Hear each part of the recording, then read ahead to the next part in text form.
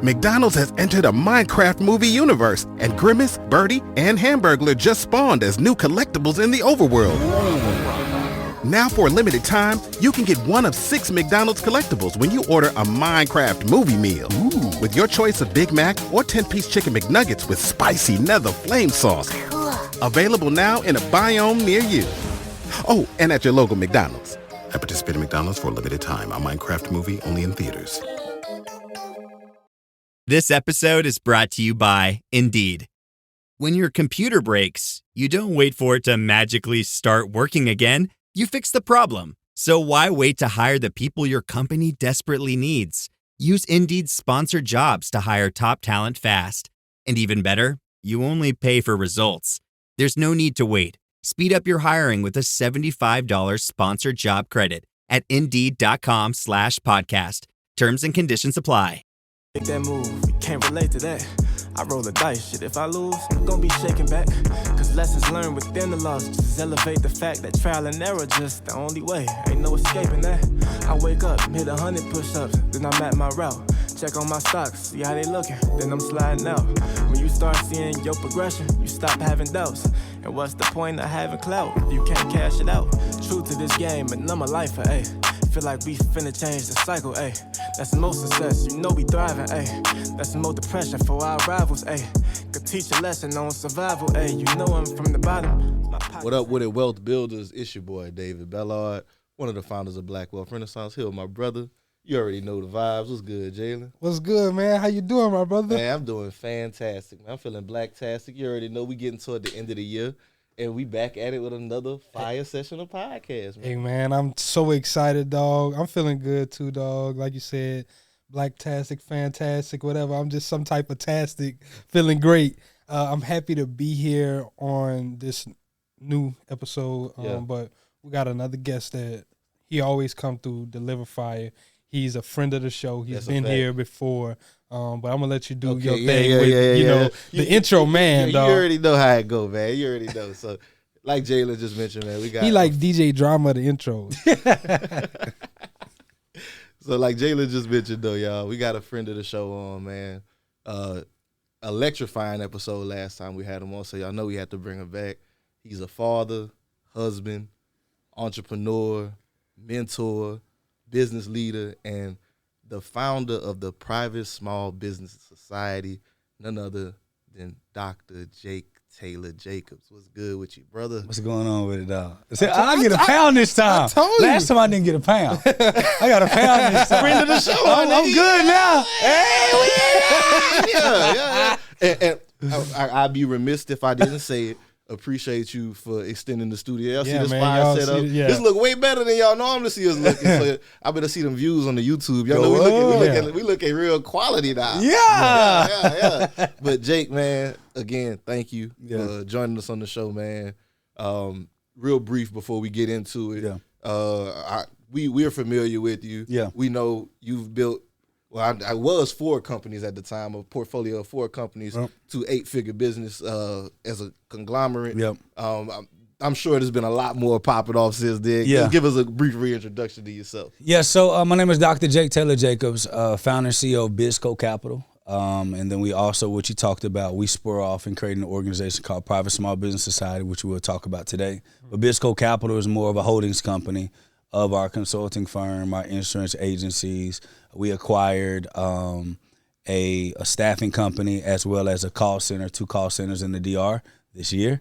Hey, and congratulations, dog. 2 tech companies. One is a marketing automation software, and we're one of one in America right now. We have the only bookkeeping and accounting software owned 100% by a Black-owned founder called Pocket Bookkeeper. So we're doing some cool stuff, man. Hey, man. We still got the claps on the board, man. We got to put the clap man, I don't know. That ain't my board. Yeah. But no, that's fire. Yeah. Hell yeah, bro. Like, that's crazy just to hear all of the things that you're doing. And even, like, some of the ways that you're actually conducting business. Yeah. Like, holdings company. Yeah. There's a lot of people, they barely even got a regular structure. Yeah. Right? And you're talking about holdings companies and acquiring these businesses. So I know we're going to get into some good things throughout this episode. Yep. And I know we want to kind of focus and highlight about the Private Small Business Society as well. And we'll get into all of that. But I guess one of the first ways that I kind of wanted to start this off is, you did the State of Small Business address on Black Friday, right?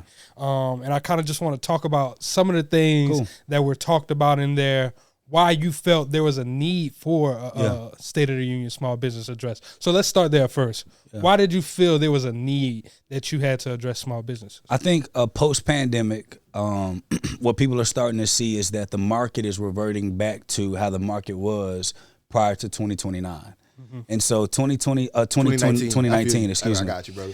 So 2019 going into 2020, you started hearing these rumors and thoughts that there's going to be a shutdown coming because of the pandemic, what we know as the pandemic today. And so you started to see people kind of adjust and change, and you start to see revenue increase. But what the market is changing back to a very competitive, hard to work through market that was prior to the pandemic happening. And so I'm starting to see, you look at stats, repossessions are at an all-time high, evictions at an all-time high. Entrepreneurs, consumer debts, savings rates are falling beyond measure at a faster rate than's ever happened in American history. People tapping into 401ks. Facts, 401ks. They've been kind of doing it. But now it wasn't just to like leverage it. Now it's like to live. To live, correct. Yeah. And then a lot of the banks that were happy about to see a bunch of people borrowing money and doing all. Now they're getting up to date on these schemes and the stuff that people have been employing to just get lying on applications to get funding. So you're starting to see the state of small business being a worse state than it actually was prior to the pandemic, because now you have a bunch of people, more than 15 million businesses in 4 years entered the market. You're talking about every year 30% and higher, double on the year prior to, of businesses even being in the market. So you got a bunch of business owners in the market who are honestly underdeveloped. They're not prepared.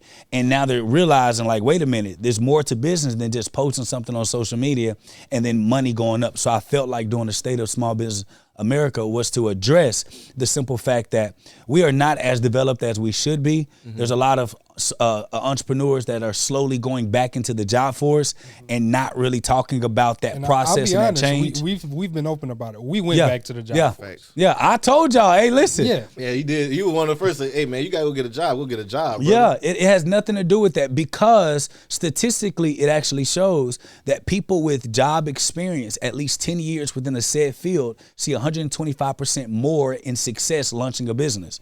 And so when you look at the numbers and you see how many people matriculated into the small business world, you can realize what the effects are. And then if we do not change that, I don't really think that we understand how strong America is built off of the small business. And so when you start seeing so many people talk about don't hire, automate this, that's not business. And then when you have that, now you got a new generation that will be the small businesses of America. If they're anti-hiring, if they're anti-true development, if they're anti-working this stuff out, the state of the economy that we know today is going to be destroyed. Absolutely. Yeah, no, and right now, like, I'm glad we're having this conversation because it is a pivotal time. With that influx of new businesses that came in during that time, they came in during a bubble, right? Yes. During a bubble economy when the Fed was pumping so much money in to the economy that it was almost impossible to lose. People were making more money on unemployment than they were working a job. That's a fact. I know people who was trying to get fired to get on unemployment. I know niggas who, when they was working, they wasn't traveling. Niggas got on unemployment. Niggas was in Miami. That's a New York. I'm like, bro, what's going on here? But like, to say that, to say like we were in a bubble environment. Yeah. And so many people's introduction to business was in this bubble. Yep. Whereas like you could just, like you just mentioned, come online, post a picture, not really have to show your credentials or have any backing to start making money. Right. So what it led to is a lot of people coming in thinking shit was sweet. Yep. And based on what I read in the report, man, shit ain't sweet, man. No, sir. Shit is not sweet. So one thing I wanted to get into with the report, right, because I think it was super interesting. You guys conducted a study. Yeah. You interviewed 63 executives, And can we get into some of the findings of that study? Yeah. So, 63. We interviewed 63 executives that ran $2 million to $10 million shops, businesses. And based on that audit, because, we have a consulting arm to us. Mm-hmm. And so a lot of these executives were looking out to us for consultative work. So we make everybody fill out some type of suitability audit so we can figure out exactly where they were. So these were clients, and some of them we actually had to send away. But these were clients and potential clients that were coming to us for their services to help them optimize and be more efficient. So it's a 200-question survey. You have to do it within a 30-minute span, so it doesn't allow for you to lie. It's yes, no, do you have these things? And what we found was we were in a worse position than we actually thought. These people running $2 million and $10 million shops were getting a 30%, 36% on average grade out of 100% of knowing their business forecasting, understanding their products, their staff knowing the mission of the company, them not having a mission, just selling products just to sell products. That's a scary place to be, especially knowing that some of these places were actually hiring. People were leaving stable enterprise jobs to come work for these forward-thinking or upward mobile moving companies, if they only knew that the leadership had no idea where they were going. So imagine going to go work for a company and then banking all of your entire life on this company when the leadership doesn't even know what they're doing and where they're going. And so that's what the study was revealing and showing. Damn.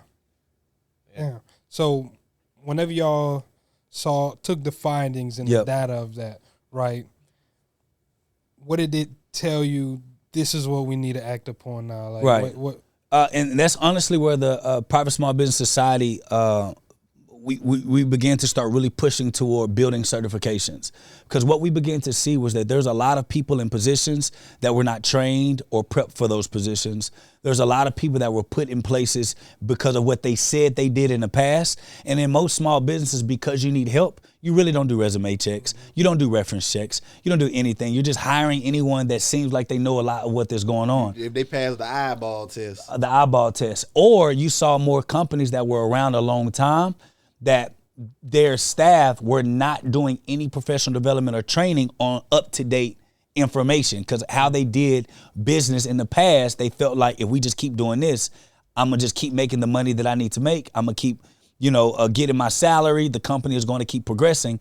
And what they saw in this great transition into this internet world, doing business hybrid in office and out of office, this is where a lot of these businesses begin to start struggling because your staff was not getting up-to-date information on their specific roles, industries, positions to allow for them to be able to adapt at the capacity that they needed to adapt for the business to thrive. So a lot of these businesses that were doing 2 and 10 million, they were downward trending, but their staff and employees didn't want to change, and the owner didn't really know how to make these changes for themselves. And so when we begin to start seeing these numbers, what we begin to see is that it's not the lack of opportunity and resources, it was a lack of development within these silos of roles or departments, including the CEO was underdeveloped and undertrained, that we needed to start providing these options for them to actually get developed, trained, and certified so that at least the CEOs, the executives knew that they had updated information,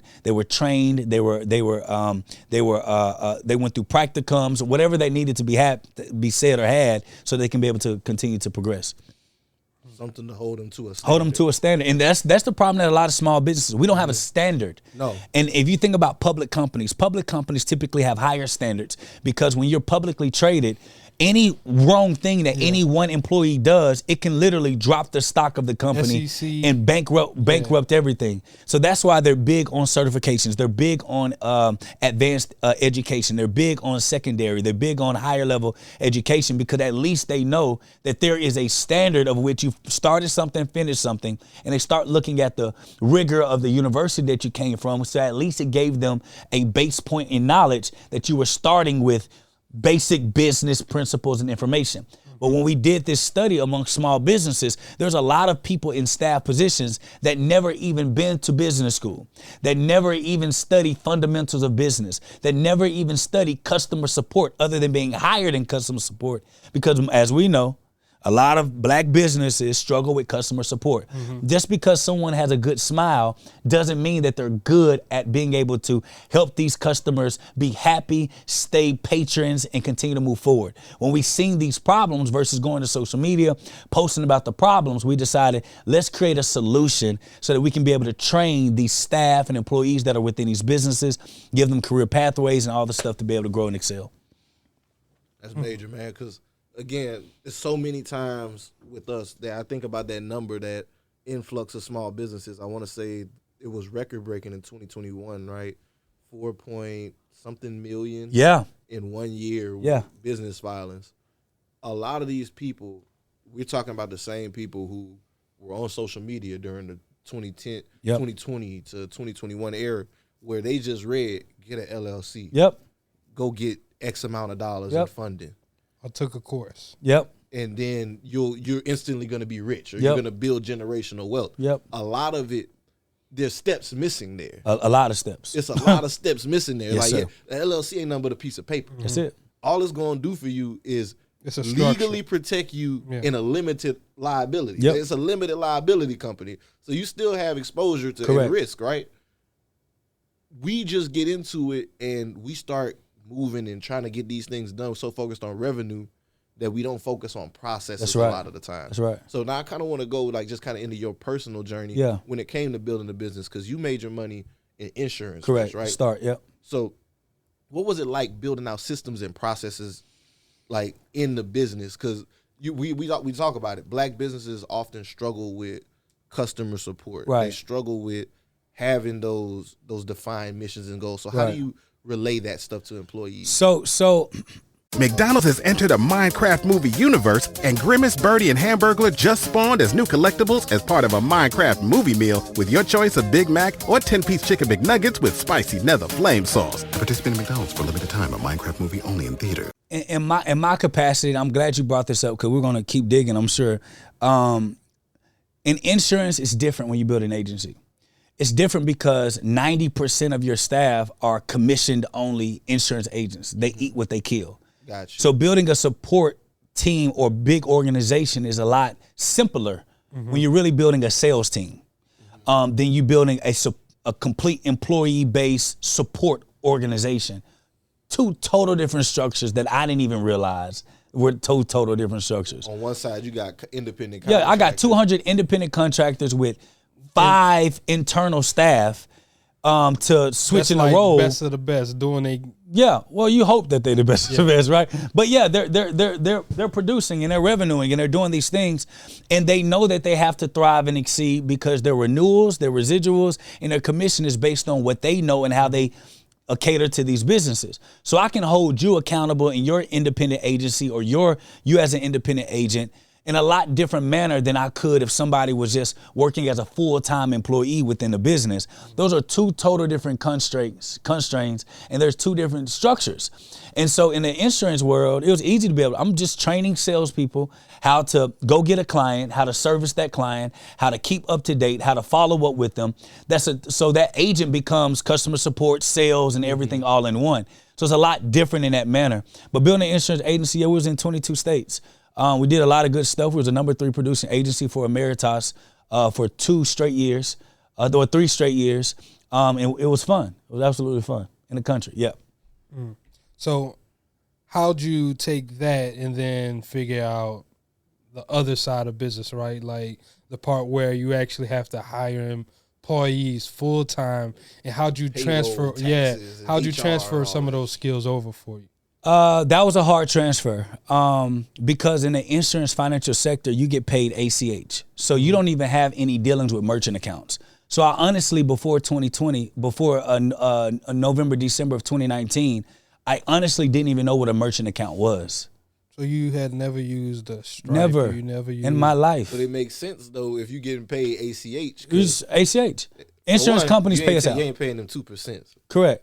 I ain't mad at the merchant account. It add up, knocking though. Their hustle, but It that add 2% do add up, man. That's You be right. looking like, God damn, wait a minute. Yeah.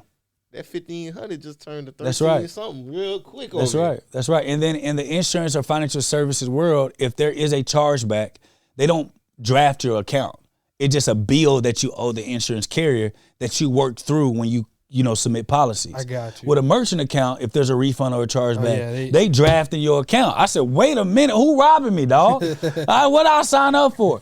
So going from the insurance world of ACH and insurance carriers paying you out, and then if you have agents, they'll pay them directly if you don't want to deal with payroll. So you're only getting the money that you made, and the insurance carriers cover all, technically, your payroll of your sales team. Really? Yes. So unless you are captive, now all the money comes to you and you pay them out. But I didn't want to deal with that. Mm-hmm. So I just let the insurance carriers pay out my insurance agents. They paid us, and then my 5 support staff, we just paid them salaries from there. Mm-hmm. But transitioning to online business, making that transition, I didn't want to be in insurance forever, but I thought it was a great stepping stone for me in general. So then we start transitioning to doing more business, traditional business. Now you got merchant accounts, then you have 2 or 3 days you got to wait until it's dropped in your account, and then you got about 3 to 4 months that the money really needs to stay liquid because somebody could ask for a refund or a chargeback that you have to fight. These are all things I learned on the fly, and fortunately and unfortunately, we learned when our business took off online. And so I'm learning a bunch of stuff, duct taping. I didn't even know anything about a Zapier or automation because everything was done manually in my world. So coming into this world, there was so much stuff that I was learning on the fly that I'm just picking up as I'm going, that I'm just kind of processing it along the way, which is the scariest place to be because you got a bunch of people that's depending on you to be a leader and run this company the same way you did your insurance agencies, but the landscape is a total different landscape that you have to navigate. You went from being a soldier on the field where you were very familiar with the landscape to now you're in unfamiliar territory. Yeah. And you just got your troops and you cutting down the trees as you trying to lead the way. Yeah. I got a question. So like you got these troops, right? But also you got a whole different set of personnel that you got to figure out how you work with. So what were some of those first hires that you had to go through and kind of learn, okay, I can't talk to you like a salesperson. Right. I gotta every one of them. So what was the first hire, and then how did you navigate that part? Our biggest expense was media team. That was our biggest hire.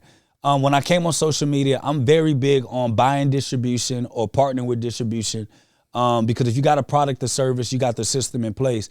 I'm not about to be on social media building nothing from scratch. So my very first focus was finding a person, a platform, or a company or entity that understood the scope of social media but already had a following, that needed a product or service following. And so my first technical hire was a business partner of mine that started off actually as a client that transitioned into an affiliate that we brought on as a staff member or participating staff team member.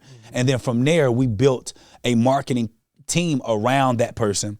And that was the initial step because we had the agency stuff done. Because the initial transition online was just to broaden our reach online, but still self-insurance policies. But what happened was with that broadening of the reach, now we're open to all these type of people that was interested in this be the bank concept that were not eligible, that didn't make enough money, that didn't have extra money in their cash or, whatever. So we needed to start developing programs that could teach them how to make more money within their industries or within their business so that they could be able to participate in insurance. And so that very first transition was a natural one. Marketing first because we still had support, but it got really wonky when we started to get further and further away from selling insurance policies and more so programs, courses, books, curriculums. Now you have the majority of your staff. They're not salespeople, they're support staff. And that's when it started getting weird because you kind of don't really know who have the real capabilities because in insurance, I can hire anybody and then your results are going to show because your money is made off of what you sell.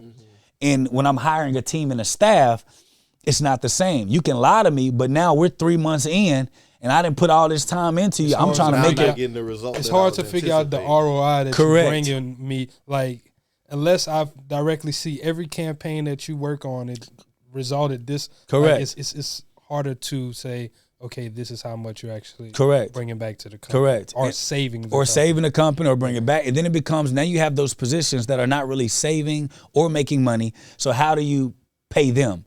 How do you, do that, and then you're dealing That's with a challenge. You see what I'm saying? Because it's like sometimes what they're doing is important, but how do you quantify it? You can't quantify. Yeah. Yeah, and so then you try to create these bonus structures and whatever, and then you want to keep their attention. So then you try to pay them enough to make them want to just only focus on your company, but then you're overpaying for, what they actually can do. And you get all these like things that you learn on the fly that a lot of people are not in a position to learn. And then two, a lot of people, you learn too late and you can't adapt, and your company can end up imploding when you're not structured to be able to handle that. So I'm glad you touched on that. All right, I'm thinking back. You in the back to that analogy, right? You in there, you exploring this online world, this new territory. You guys expanded real fast. Too right? fast, for sure. Like, can you talk? How much did y'all make?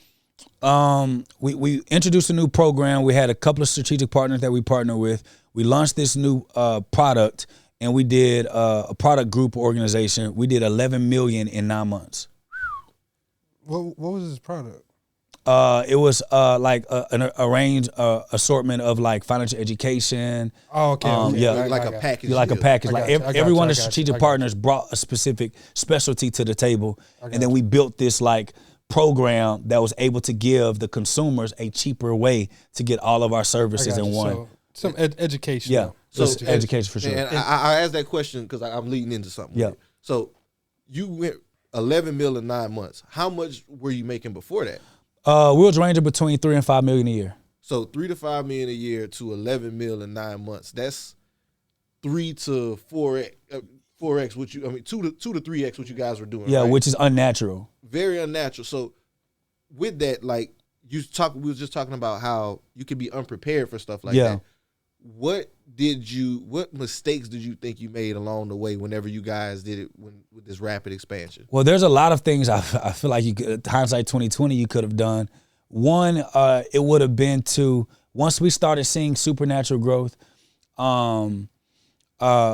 we should have hired executives that already understood that growth to be able to hold the capacity. But how the organization was structured, you almost had like 5 strategic partners that all had equal say. So that also does not always go well. Somebody got never goes well, bro. Somebody got to have final say. It never goes well. It's equal say, and then it's also don't want to take the blame. Yes. Yep. Equal accountability. Equal accountability. So it was equal say, but everybody had equal accountability. Mm-hmm. And in that structure, one of the biggest mistakes I made, because I was new to the merchant account world, when we developed that product or that offering to the public, it was being processed through our merchant account. And the thing about it, our company was protected from this merchant account, but my personal guarantee was not. And so when we grew too fast and it ended up imploding because of the growth and we couldn't sustain it, staff wasn't even capable of manning it. We had a bunch of people who, when the going got tough, you begin to start really seeing where their true business acumen really was. And it wasn't really that well. And even including myself, I was not ready to lead no organizational structure that had an $11 million growth in 9 months, and then finding the right people to hire. So I'm really trying to go off gut and not really experienced, because I've never even experienced being in that position before. Because, natural growth, you typically see 5 to 10% growth on a healthy company every year. So you can pretty much account for that growth strain that you'll have. We see 100% growth in a 9-month span. Shit.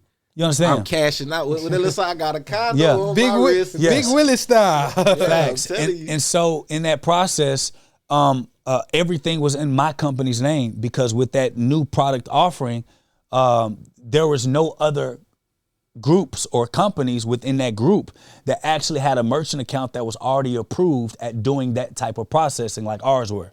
Because our processing was, we already was doing it. So anybody knows anything about a merchant account, you can't just start a new merchant account and do $1 million in revenue. You have to build a relationship with the merchant account. Them niggas gonna flag the fuck out. Man, PayPal, Stripe, them niggas gonna flag the fuck out of that account. It's a risk. You make $2,000 in a PayPal account out the blue, they flagging your shit. Especially if there's no history. So it was one point where they was holding a lot of our money, and we was just like 20,000. Yeah, our first relationship with Stripe, they held $150,000 from us, and then our lawyer got involved, and they released the money immediately. And then that's when I learned the hard lesson of building a relationship. So not going straight to the merchant account, but reaching out to an account rep, letting them understand your business, letting them know what your revenue has been doing so they can already pre-approve you to the numbers that you're already doing so they can account for it. If you feel like there's going to be a spike in the next month, you got a promotion coming, you call your account rep and let them know. They'll approve you for that window of time, and then you'll be good. But when you're just processing money without any communication, there's a lot of scammers out here, and they know how to kind of do the stuff that they do. You was telling, you was putting us on some shit. So, I was like, oof. but so guess what? I didn't know none of this. So it's kind of like you don't even know what you're looking for if you've never been, if you never had to use certain skill sets in ways that you've never used before. If you don't know what you're looking for, to even study for what you don't know what you're like looking for. me telling you to build a house and you've never heard of a nail, a hammer, Yeah. a tool, like nothing. Yeah, and my life depended on, I got to figure it out. And so in that case, in that situation, I couldn't just eject out because everything was in my name. And so now the process is how can I? Wait. So you said everything was in your name? Yes, it was So on like my merchant. it was going through your personal. It was on our company merchant. So it was on our company merchant, and on a company merchant, unless you build with a different merchant account, And you have a you're history. talking about your you have insurance- personal guarantee. Is it your insurance merchant? No, insurance don't have merchants. Remember, it's Education. ACH. It's the education Okay, I got side. you. It's our education and consulting side, that merchant account. Okay. Oh, it got blown. At Sierra, discover great deals on top brand workout gear, like high-quality walking shoes, which might lead to another discovery. 40,000 steps, baby. Who's on top now, Karen? You've taken the office step challenge a step too far. Don't worry, though. Sierra also has yoga gear. It might be a good place to find your zen. Discover top brands at unexpectedly low prices. Sierra, let's get moving. Oh, it got blown. It was a headache. What do you mean you got blown? A product went out in the marketplace that we didn't have a full a filtering process to be able to determine qualified products. This goes back to quality insurance, making sure that the products are what they're supposed to be. So we end up paying a bunch of refunds back. The merchant account, we end up, going to bat, legally with the merchant account with whatever that was owed or was due that we couldn't fulfill, and then we worked that out. But the case in point is this is a primary structure of it sounds good to make money until the cost of mistakes of making that money cost you more than what you actually earned and retained. Because I know Sam Bankman-Fried, I know he's feeling it. Right. And so in that capacity, which is another reason why PSBS was created, because who else is going to actually teach you this stuff? Everyone else is teaching industries, the how-tos, and we teach the why, what, and the when. The how-to is actually the last thing on the spectrum of learning that is the last thing you should focus on. The why, the what, the when are the most important pieces because you can hire the how or you can facilitate the how.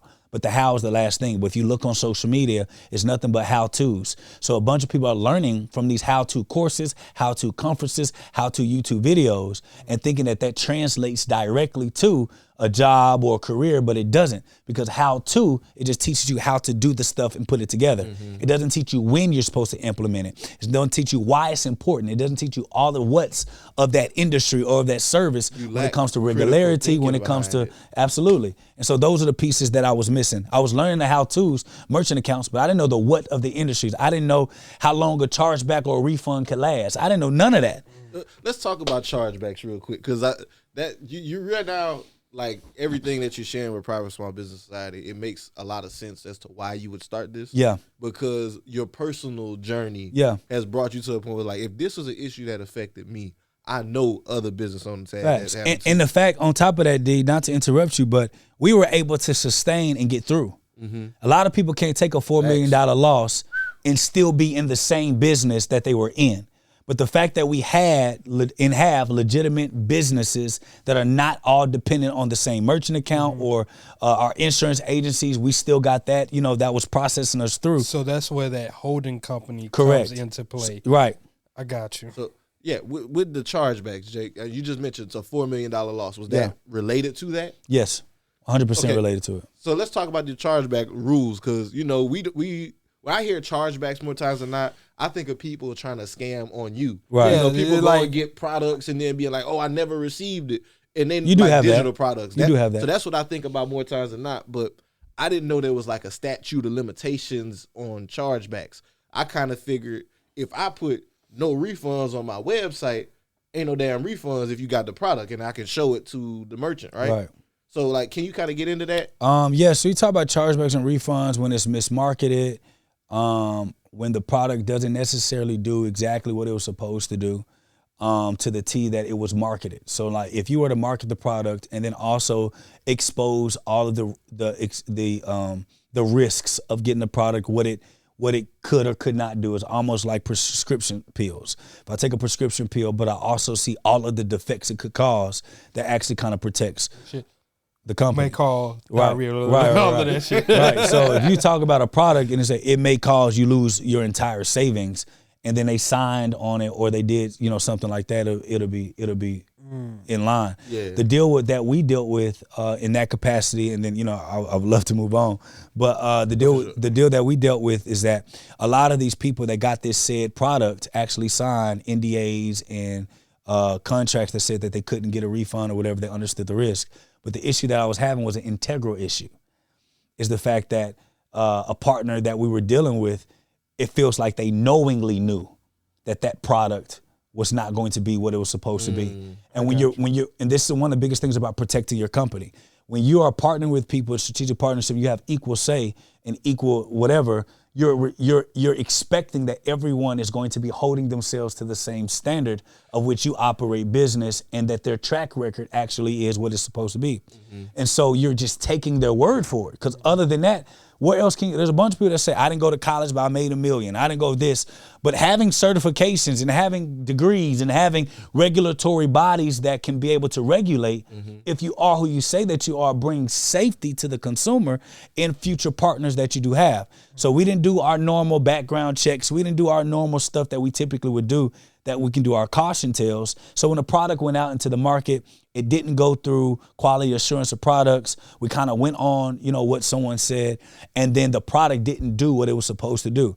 And by the contracts they signed, everyone was locked into the contracts. We didn't have to give anything. But in all honesty, I didn't feel good integral-wise to be able to and then keep moving, like knowing the fact that, so we took a hit that we honestly could have fought, we didn't have to take. But publicly, I never wanted our brands to be associated with anything that would have done anyone ill will purposely. And so I think David's question wasn't more so on that part. It was like, what are the statute of limits with like chargebacks? Like, how long can they wait? So that depends on the product. Okay. It depends on the product and the industry. Some can stretch as far as 3 years. And most credit cards, if they use a credit card, they protect it for 6 months. Okay. So just because on your site you say 30 days, no money back guarantee, or 7 days, no money back guarantee, if the banks or other regulatory bodies feel like that's predatory, and they wouldn't have had enough time to go through the product itself to know if it was actually what it was supposed to be, then there's no way. So a lot of people do these programs to where it's like a 24 hours or 7 day money back guarantee, but you can't even unlock the rest of the information until after the 7 days. Gotcha. So how can you actually do a litmus test to be able to know that is? And so you have to be able to prove that they got the information, prove that they went through the information, and prove all those other things. So it's not what people think. If you just put on your site no refunds, it doesn't work like that. Because by law, if I'm a consumer and I'm using consumer products to be able to purchase your products, I am protected through the consumer rights through that. Got you. That's good news. I mean, that's good information for anybody that's in that digital space too. Yeah. Making sure you protect yourself in that regard. Yeah. Because, like, again, whenever I think of chargebacks, I always think about the stories I hear from my friends who are course creators, and they'll talk about how people will buy the shit, not open it, and immediately request a refund. It's like if you were. I always just, in my head, they it's got like, buyer's remorse real quick. They just wanted to super quick. It's like, did you even give it a chance? But this is my thing as a merchant, which is what a business is. And you talking about in merchant account standards, the merchant is the business. The merchant processor or the bank is the ones who process the merchant accounts or whatever. So as the merchant, integral wise, you're supposed to leave that room. What's happening is that these course creators are spending the money before that person. So if I do have buyer's remorse, I should have the right. That's a fact, because I definitely return shit at the store. Everybody you can return it. stuff at Walmart. You can return stuff on Amazon. Correct. So with you return stuff to Shin. Right. And so when you talk about the merchant, if I bought it and I knew I bought it out of emotion and it's not a fit for me, I know I'm not ready for it, I should have a right to immediately ask for a refund. And it should be granted to me without question. And so that's the difference that you see, again, business acumen. If I'm learning how to create a course from a course creator that only created courses from someone that taught them how to create a course, and there's no business basics that are taught when it comes to consumer laws or operating as a business, I think if you bought this, it's my right to keep it because I delivered something to you. And that's not protecting the consumer who's purchasing the product. If I'm running a business, that money that is spent should be in some type of reserve for a period of time.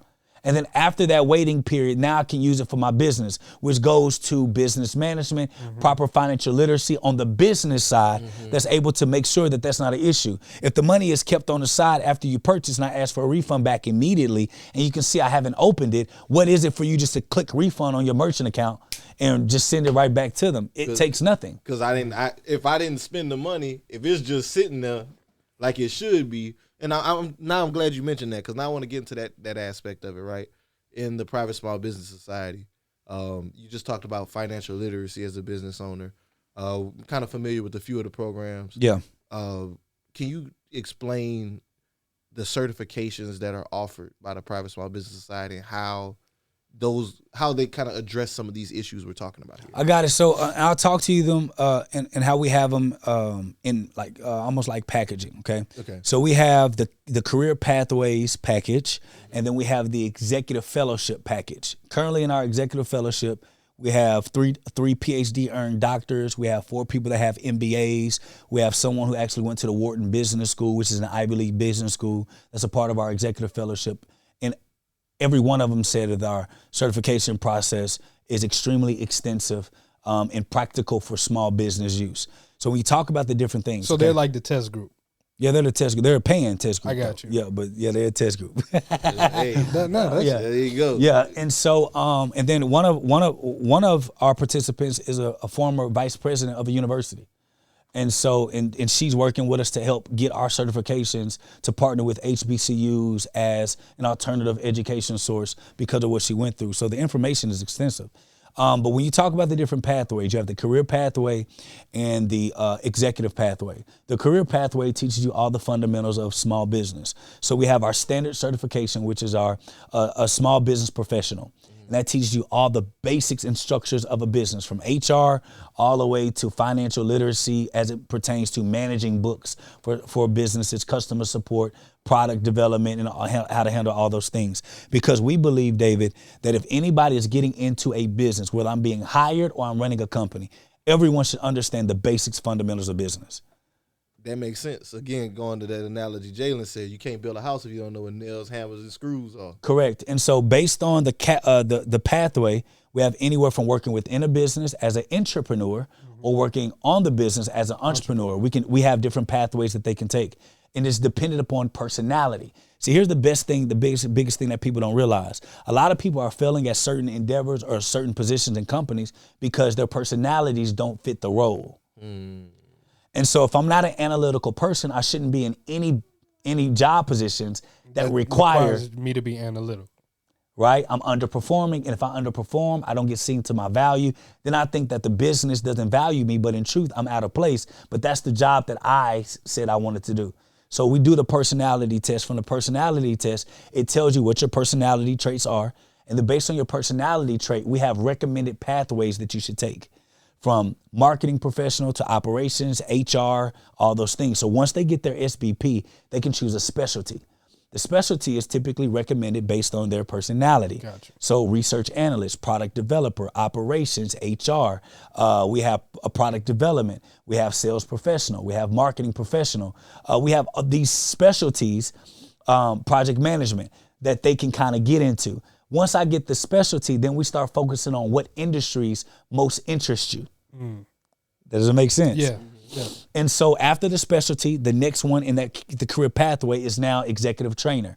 Most people want to be managers and leaders, but never have been taught how to actually train someone, how to lead someone.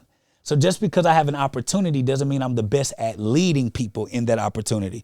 Just because I'm good at doing a specific skill set doesn't mean that I'm actually going to be a good manager, managing other people, facilitating that skill set. And a lot of us have had managers that were trashy managers, Facts, that were really good at what they did, but we're terrible at managing people and understanding different characteristics and learning styles to get the best out of you as a leader. So once they get that career pathway, we've literally prepared them to go be a manager. Now, they don't become a manager immediately, but you can manage, you can lead, you can do those things. You have the skills track. Correct. The skill set as well. Correct. And what we found is that there's a lot of people who actually got into the entrepreneurial road because they didn't know where to go. They didn't know where to find jobs and opportunities. They didn't know where to find careers that best fit them. If you look up statistically, career-minded people who are in a career field for 10 plus years have a 125% increase in their ability to actually produce a successful company when they launch it.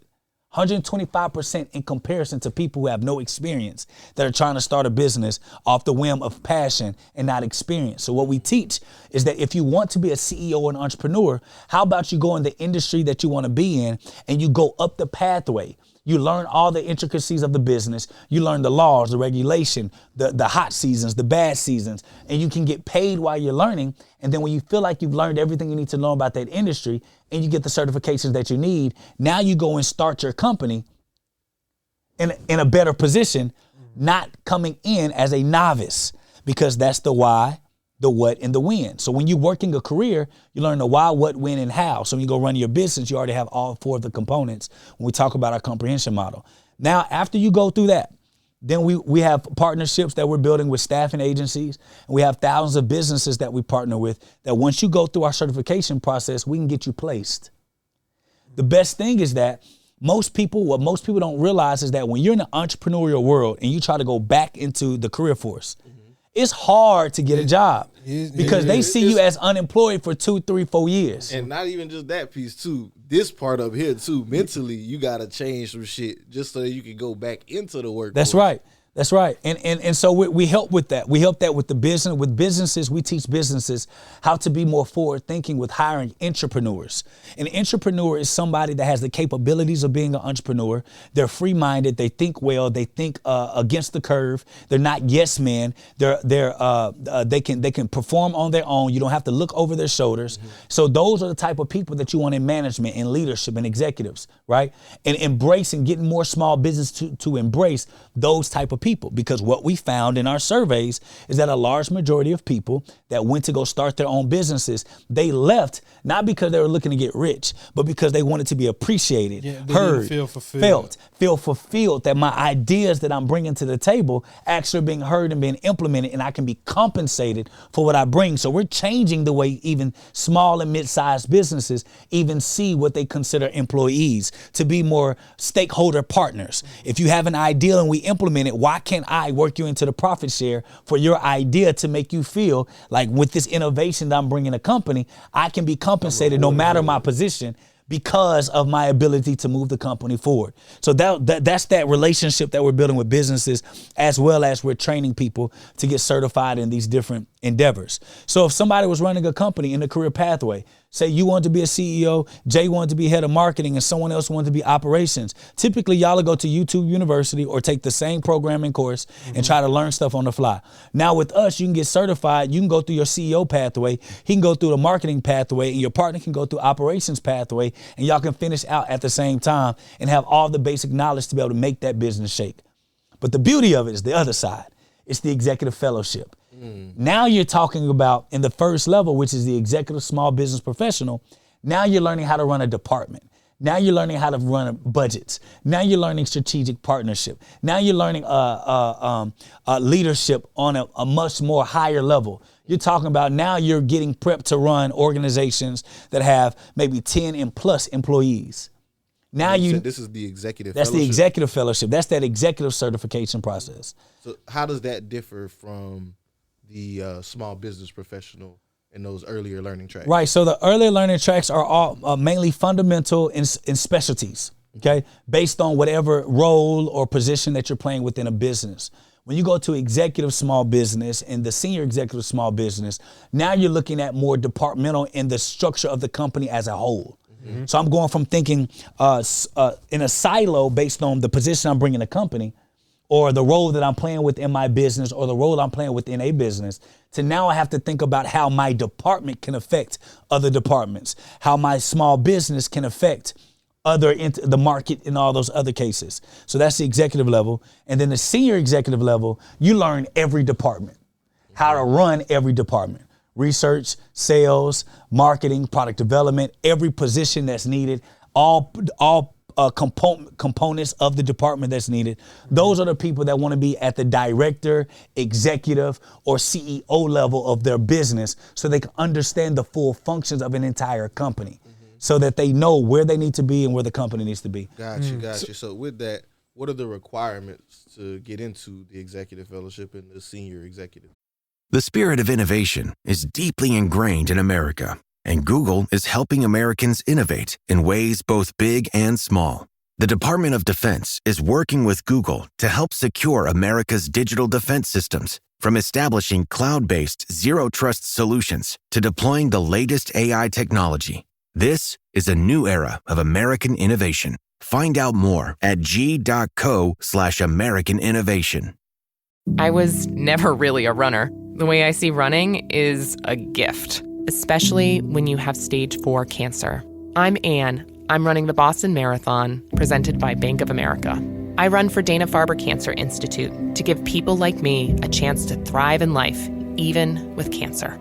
Join Bank of America in helping Anne's cause. Give if you can at BofA.com/supportAnne. What would you like the power to do? References to charitable organizations is not an endorsement by Bank of America Corporation. Copyright 2025. Yeah, so executive and senior, they're pretty steep. In order to get an executive, you have to at least be a part of a business that's been doing $500,000 a year on average for the last 3 years. Okay. You have to be managing at least 10 employees at the time and have at least 3 years of experience in managing. So you can be in a company that's doing that and you've managed at least 10 employees, or if you're running a company, your company has to be doing $500,000 and up.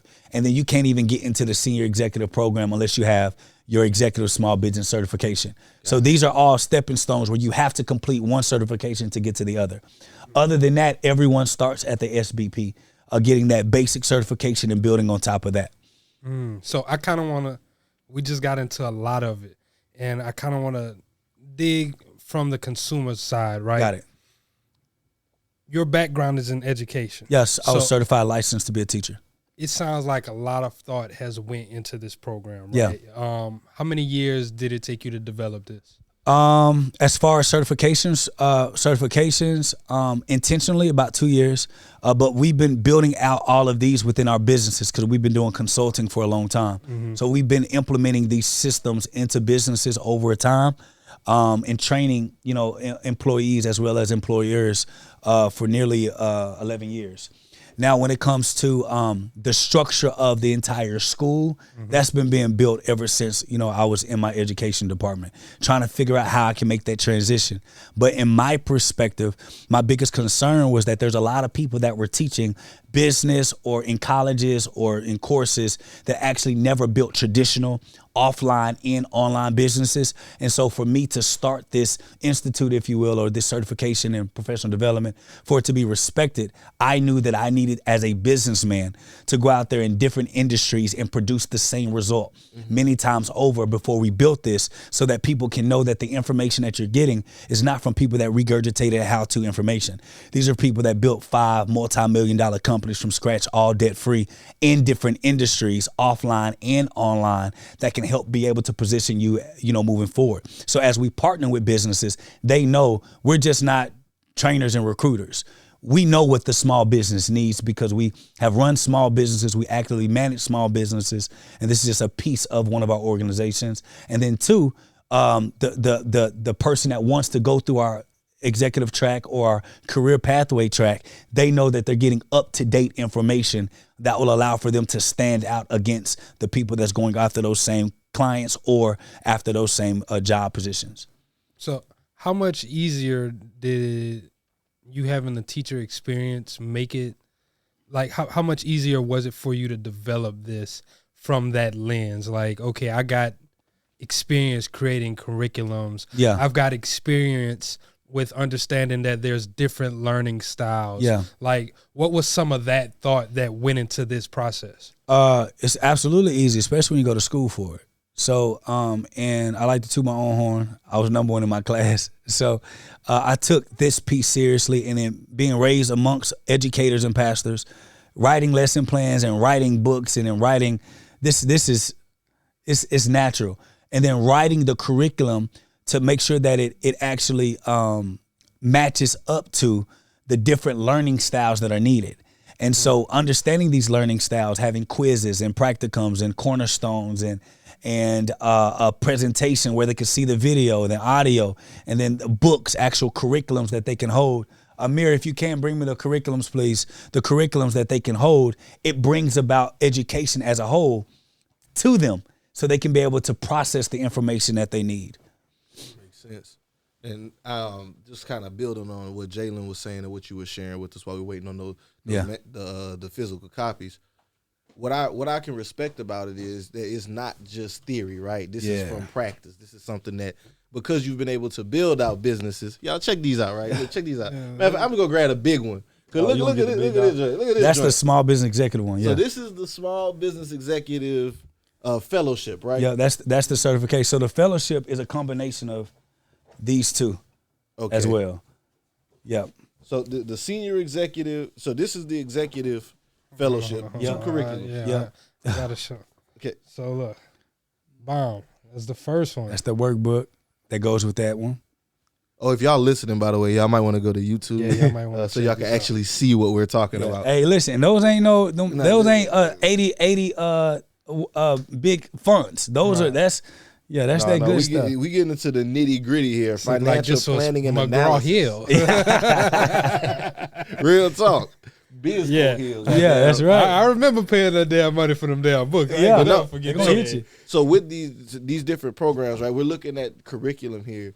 Typically, how long does it take to get through these programs? All right, so for the small business professional certification, which I believe that everybody that's working within a business, entry level, no matter the department, all the way up to executive, needs their SPP, because it makes sure that everyone is on the same standard. So I can't expect for you to do right by my business if we coming from different learning standards. So every business needs to be on the same standard. You're learning what I'm learning and the way that I've learned, so I know that there is no gray areas when we're talking about this. So when you talk about the small business professional, it'll take 2.5 to 3 months to finish. Going the career pathway with the small business professional and choosing one specialty and finishing your executive trainer track, it'll be about 5 to 6 months for you to finish. Okay, that's not bad. Excellent. Yep, 5 to 6 months. And after 5 to 6 months, you do your professional development, you've passed your certifications, and all certifications are exam. All of our exam certificates, as well as the digital badges, are digitally done. So the moment that you pass, when you get the passing, and then we say that you pass, you'll get your digital badge and your certification. Explain the digital badge, Jake. So what digital does, it allows for employers or even clients to be able to scan your digital badge to see that you've passed certain requirements and your certification is up to date. Gotcha. That you've done the work. And it's like separating the wheat and the tare.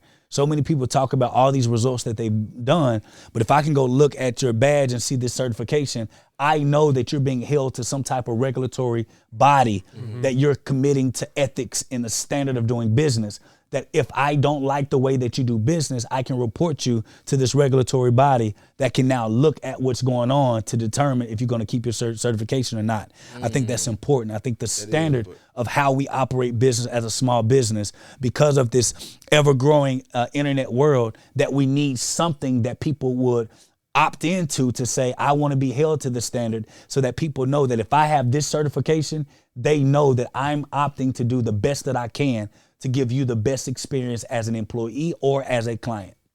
So that's so it'll take about 5.5 to 6 months to complete, and then going through the executive fellowship, it's a 3-year program. So when you talk about if you were to go from beginning to end, you're talking about 3.5 to 4 years to finish. But by the time you finish, you're absolutely going to be considered somebody who knows business, the in and outs. And when you get to the executive fellowship side, a lot of it is practicum too as well, which means implementation. We spend a lot of time doing homework, case studies. They got to submit homework. They got to submit product pitches, a bunch of types of stuff to make sure that they are actually implementing the information that they're receiving. That's so good, man. Yeah. And as you're describing this, I'm thinking of it like a vocational MBA, right? Yeah, it's like a vocational business school. Yep, like a vocational business school where you can come in, actually learn these skills and implement along the way.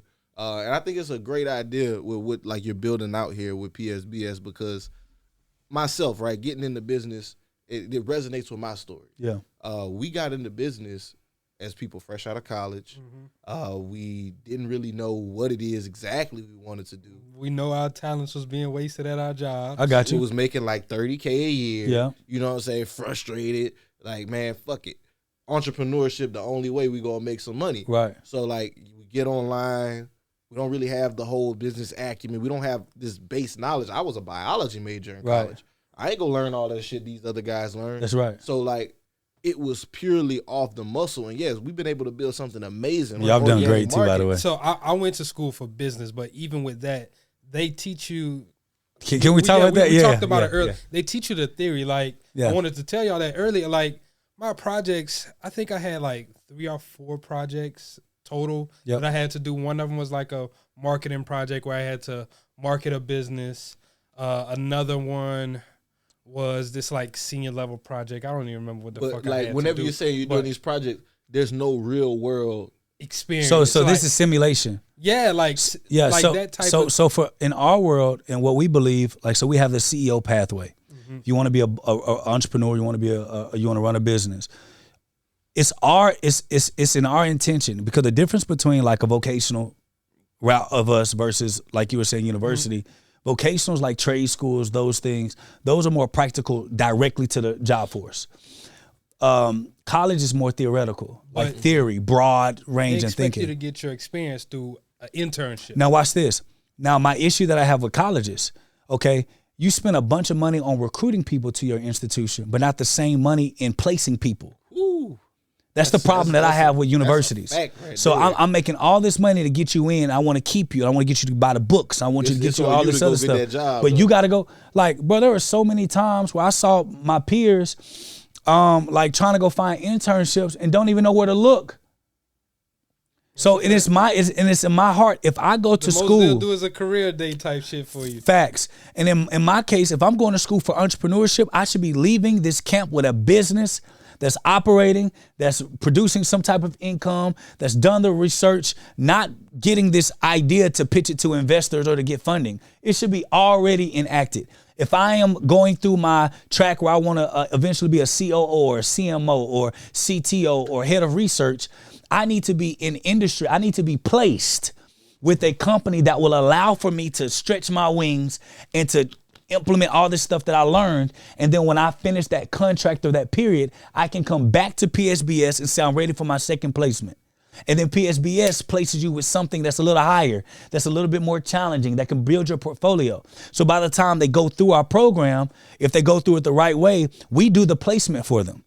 So from one career or from one industry or to in the same industry or from different industries, we're placing you to build these portfolios so that you can make money while implementing what you're learning. And they all know that you're not going to be with them but 1, 2, 3 years.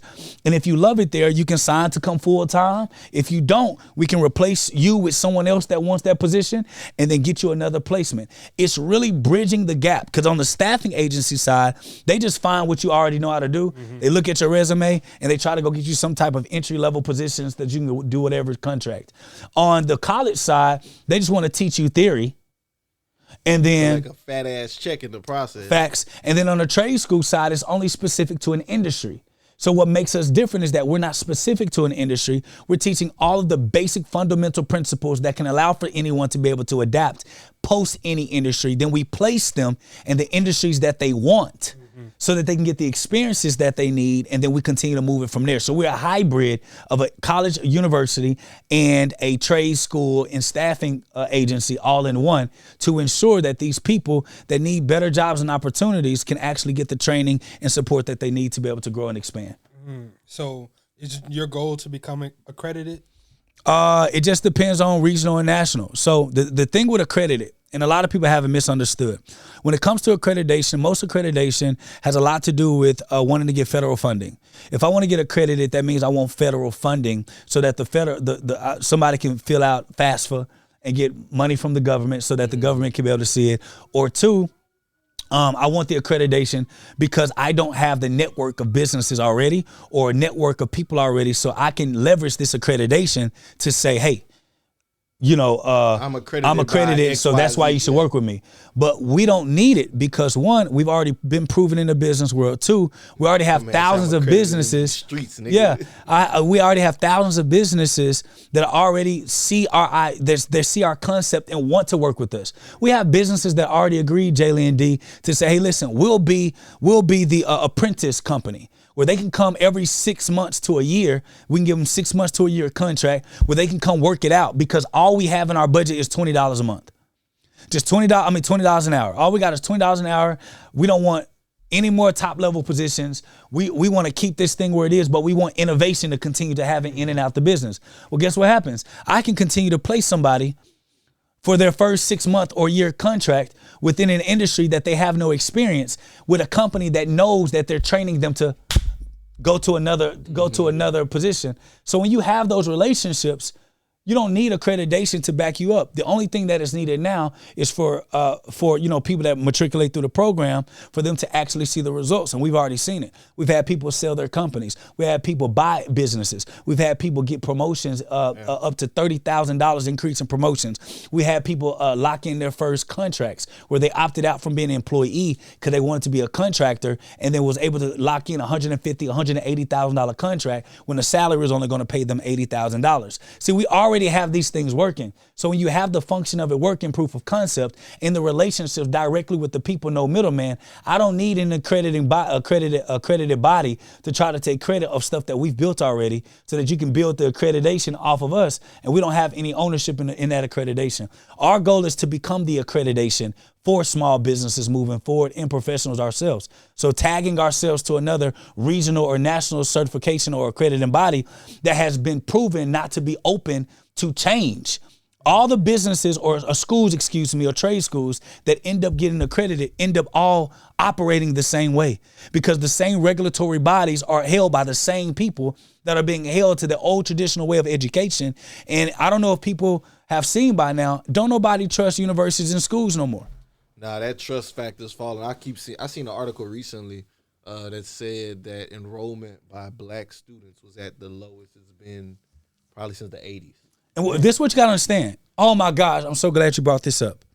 When they took vocational and trade schools out of high schools, you saw the black communities begin to suffer. Black, Latino, and minority, we call them BIPOC.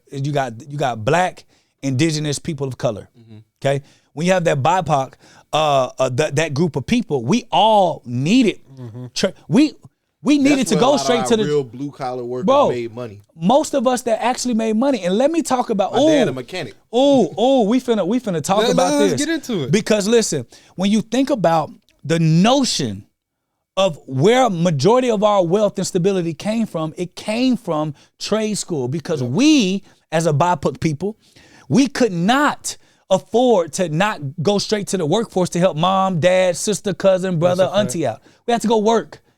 So but when universities saw a commodity and they pushed trade schools out of high schools and start forcing people to go straight to universities, now I got to get hired by this big enterprise or whatever, and I'm learning stuff that's not even applicable to the trade that I actually want. And let me get even furthermore in detail in why course creators today and gurus today are destroying our economy and not realizing. Let me tell you why. Because you do not judge the quality of an economy based on money flowing in and out. You judge the quality of an economy based on its workforce, its labor force. So if you have a generation of people that do not want to work and they want easy money, because what's been marketed is that that's the only way you can make the money of your desire, your dreams in this online space, and not real, actionable, traditional or hybrid type of career opportunities, now I'm creating a whole group of people that's not going to want to work. That's why we have 9.6 million job openings open right now in America. 9.6. Forget what they telling you on this internet. They saying jobs and people laying off. There's 9.6 million job openings open right now. There's 806,000 in the state of Texas of job openings right now. And you know, and I want to clarify that, because like when people hear that, oh man, there must be jobs nobody want. Nah, you go look. It's jobs that people want. They quality. I'm out of work right now looking at shit. They got people listing COO, CEO. Bro, These facts. are all jobs that are available. But let me break it down to you.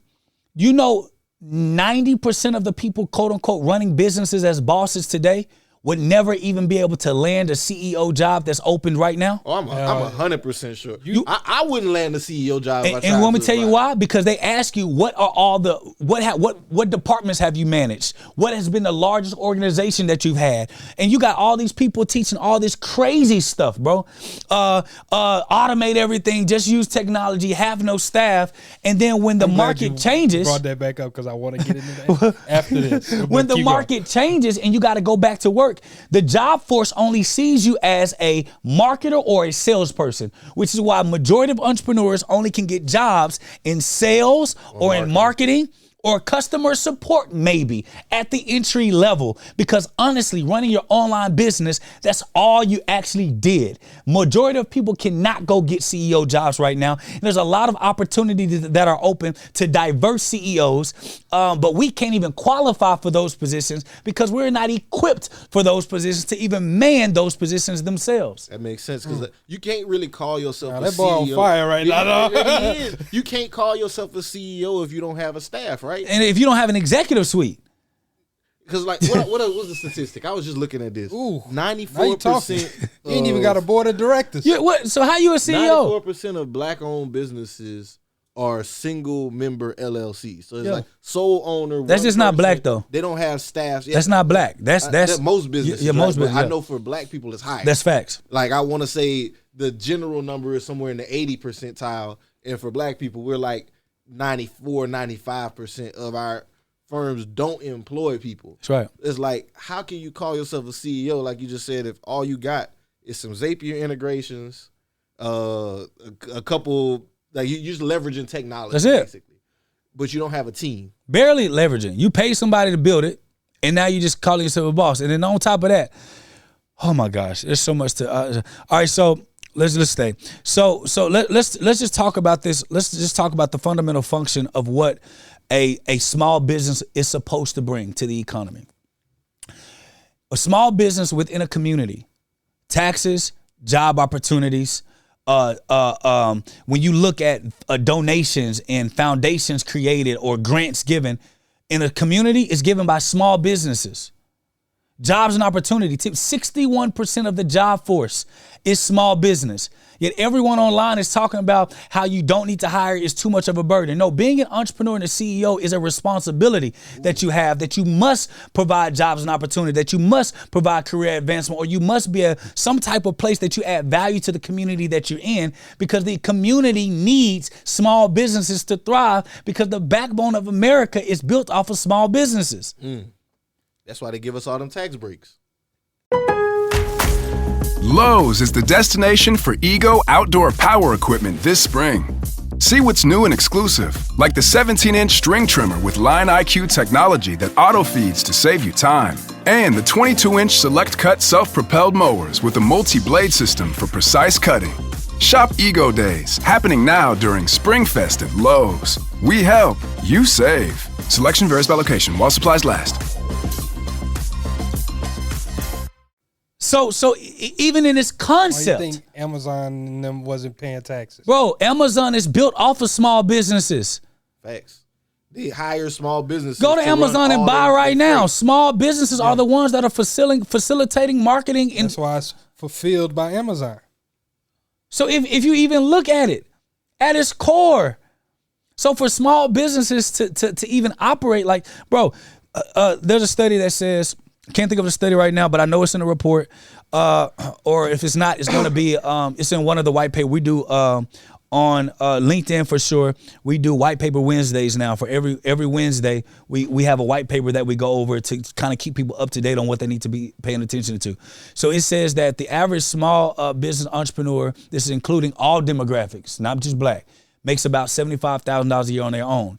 But the average small business entrepreneur, a solo entrepreneur, works 70 to 90 hours a week. I can believe it. Now watch this. Realistic. Let's do some math.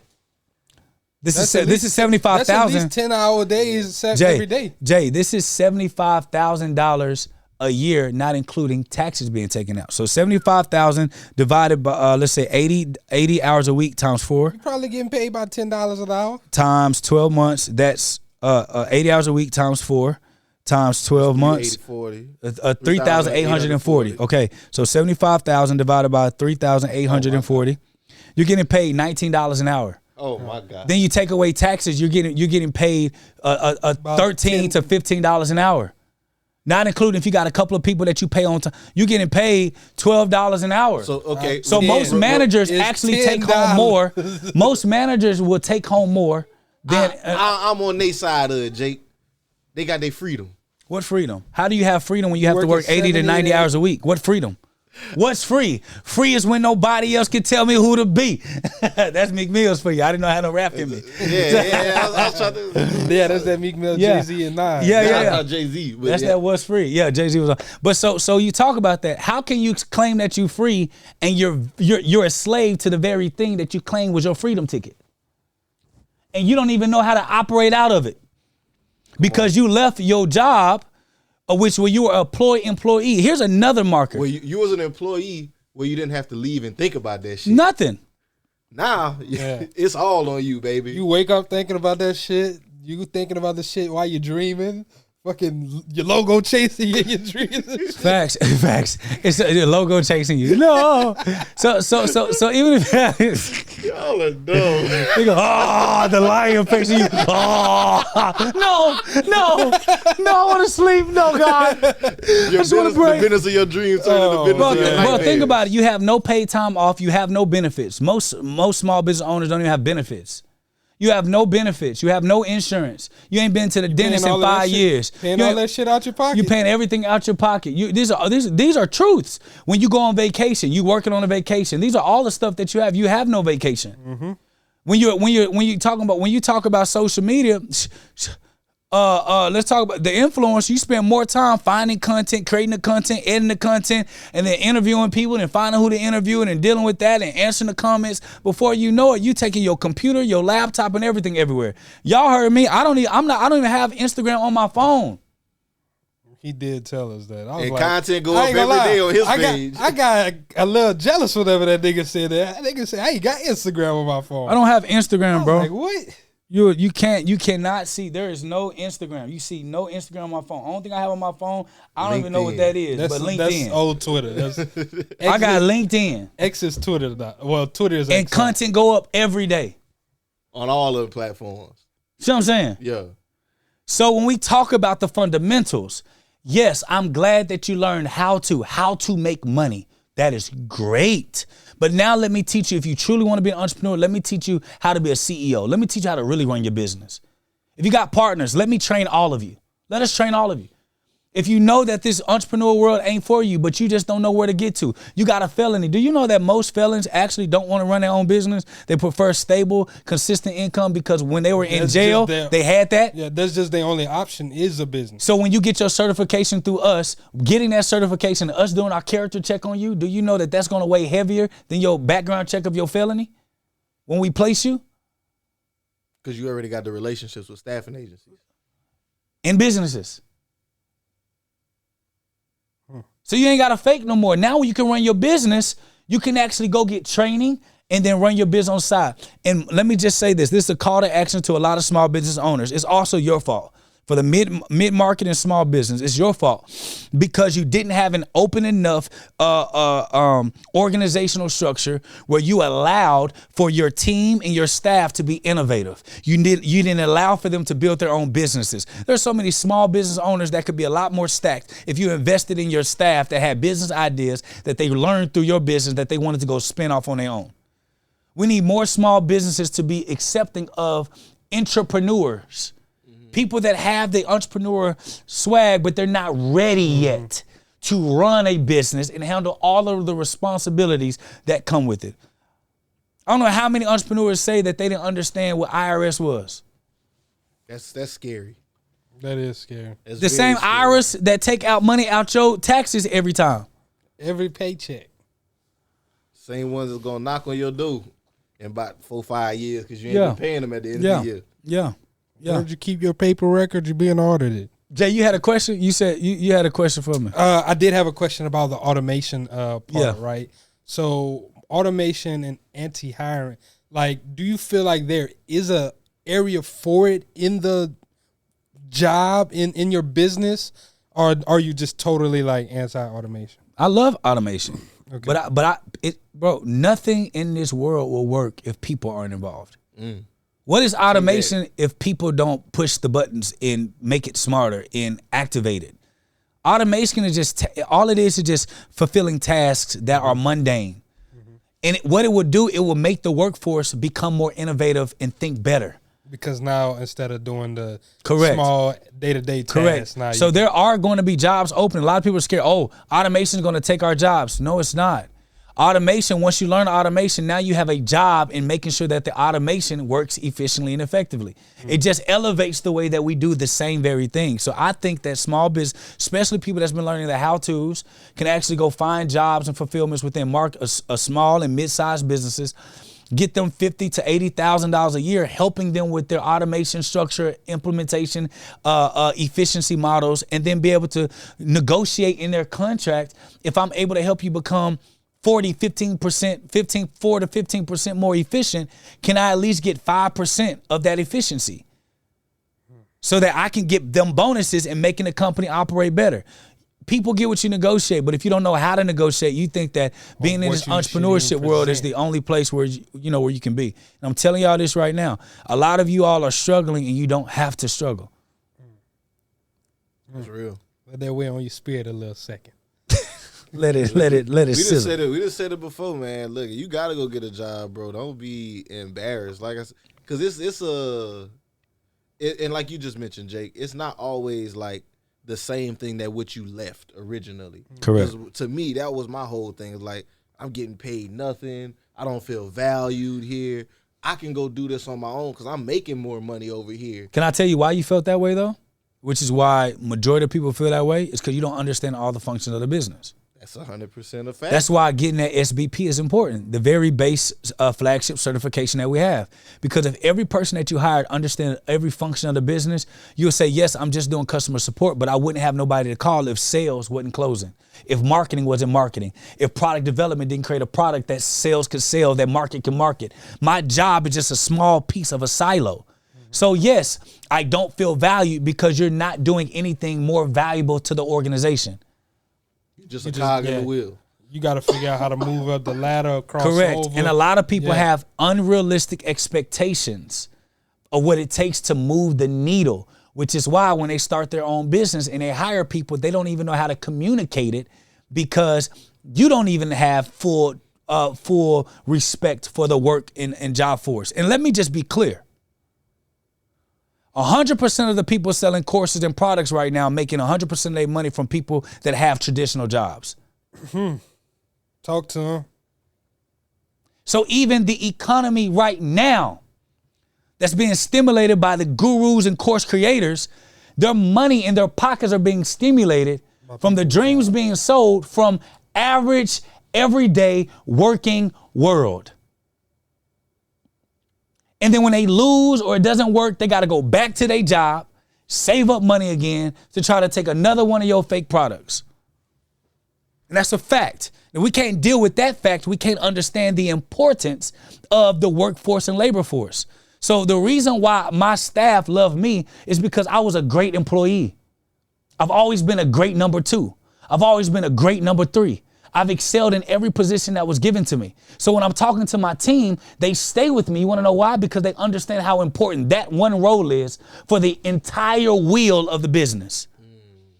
So when you don't answer the phone, you talk to somebody crazy in customer support, do you not understand the effects that has on us financially? And if it affects us financially, do you know what that means for your job and position? It make it a whole lot harder to quantify why you should be here. And then to me, it just makes it clear. It makes people more invested. That's right. They understand the mission. Yes. It's not like, oh, I didn't talk to this person. Oh, well. It's like, nah, I'm dropping the ball, and this is going to affect this person in this department. And now I'm fucking up the money. We could lose a client that's 50% of our payroll because I don't know how to act. And guess what? And you were just tired of dealing with them. We got a bunch of clients, man, I ain't finna deal with that. And you don't know, they took up 50% of the retainer. So now they leave, and now you mad because I got to let you off. I got to let your entire department go, and you don't think into your head that it was your fault. But then it also goes back to the owner of that company. What trainings and certification processes and investment did you put into your staff? What was the standard you set? To make sure that they understood the weight of that. See, it go both ways with it. It go both ways, and that's why PSBS is standing in the gap as a bridge. We're going to check these small business and mid-sized business owners and executives to get them to understand the importance of being transparent. And then for the smaller, for the professionals, we're going to make sure that we keep them up to standard to make sure that everyone understands each weight. Because if you don't understand each weight, it's crazy. It's going to be crazy. Bro, I saw something on TikTok, and this is what let me know PSBS is needed. There was a young lady, she's working for a company. She was like, I'm working for a company, and this white manager, this white man keep being on my neck like I don't know what I'm doing, because there was somebody did graffiti on like a little box outside of their office. Mm-hmm. And the city is shut down. Something's going on with the judicial or whatever. They're backlogged or something's going on. And the manager told the young lady, a black woman, and he was like, can you put in the order? So that we can, have the order so the city come out. She gets on TikTok. The only reason I have this job is because I just want to pay my bills, and he acting like I don't know what I'm doing. It doesn't make sense to send the order in if nobody's coming in the first place. But business sense will tell her the reason why he's telling you to put the order in the queue. Is so that you're in the what? Queue. And why is the queue important? Because it's going to go from first to last order. So if the city is backlogged already, he's telling you to submit the order so that they can be in the queue. Whenever they finally do. But she didn't submit it, and she got rolled up. So she went to TikTok mad about discrimination, not being micromanaged by people that don't even understand. If they not coming out in the first place, why would I send it in? That's not your responsibility. That's not your responsibility to figure out if it makes sense or not. Just do the job. But it's the company's responsibility to make sure that they understand why. Gotcha. Because that's important too, because as an adult, you don't ever want to just be blindly told what to do and just doing it, because that's how you end up feeling not valued, right? You don't feel like you have thoughts or opinions that are valued. So if you understand if she was able to understand, like, yo, this is why I need you to do this. This is the function this plays in the business. It makes it that much more reasonable, right? Like, but it shows you the inadequacies of both sides of the coin. Mm-hmm. Just because you have a degree, I believe the young lady had her MBA. Just because you have a degree doesn't mean that you really understand the function of business. And just because you're hiring at a job as a manager and executive doesn't mean that the communication is the same. But if everyone was told to get an SBP, now you understood, like, oh. That goes back to our training model. We call it the comprehension quadrant. Mm-hmm. So the first portion of it is the why. Why is this position, role, or industry important to the entire ecosystem of the business, the market, or the economy? Why is it important? Now, what about this role do I need to know? Regulations, functions, knowledge-based comprehension. What do I need to know? What's all the things I need to know to make sure that I am knowledgeable of how to be able to maneuver with this role? The third thing of the comprehension quadrant is the when. When do I implement the stuff that I know now? When is the right time to do it? When is it important to send this order in? Mm-hmm. When is it important to launch this product in this market? The last portion of the quadrant, the comprehension quadrant, is the how. And yes, it's ours. We built it. You can't find it. It's the how. Now it's, how do I do it? How do I implement it? How do I use the skills that I know to be able to make sure I can get the job done? But if I'm hiring someone just on their how and expecting that they know the why, what, and when, I'm going to be mad as a manager, as a leader, and as an owner with the fact that, why would you do that? Well, I know how to put the technology or how to create a graphic. I know how to do my videos together. I just put it up because I know how, but it's not the right time to put out that reel. It's not the right time to promote that product. It's not the right time to have that strategic partner. You know how to create strategic partnerships, but how you do it, when you do it, and what needs to be implemented before you do it, that's more important than the how. You can hire consultants to do the how, but knowing the what, why, and when, everybody fundamentally needs to understand that. And if we do not change that, I'm telling y'all this right now, you can mark my words. If this doesn't happen, I'm very scared of our future in this country with our generation and the younger generation moving forward, if they're going to be the staples of small business moving forward. I'm very scared. And that's why PSBS is something that is needed. And that's why you got our support with it, brother. I definitely want. I appreciate y'all being sponsors too. Yeah, anybody that definitely is like looking, because outside of just the certification side, there's also a community for PSBS. Oh yeah, right? we have professional development, over 490 hours now of professional development training. The how-tos, we call that the how-to side. How to do Facebook advertising, how to do marketing, how to run your operations, how to run your HR. These are the how-tos, and we're continuously going to add to it. Gotcha. So for somebody that wants to be involved in either the society or in the certification program, how do they get involved? Yeah, all you got to do is go to thepsbs.com and then, click join. There'll be a click, like a document that you can fill out, and then one of our recruiters will reach out to you and see if it's a fit for where you want to go with your career. And if our certifications actually match you. And if it is, we do have financial aid to where you can actually apply and get approved and walk through with zero money down. And you can get enrolled into our program and then start monthly payments for your certification pathway after a month of being with us. Hey, and then so also the other side, once they go through the placement, is that going to be implemented right off the bat as well? Yep. So placement, it'll be about somebody go through the pathway that's needed. The placement begins to happen once they start getting into their ET, their executive trainer, advanced. We start looking for placements that actually make sense for them.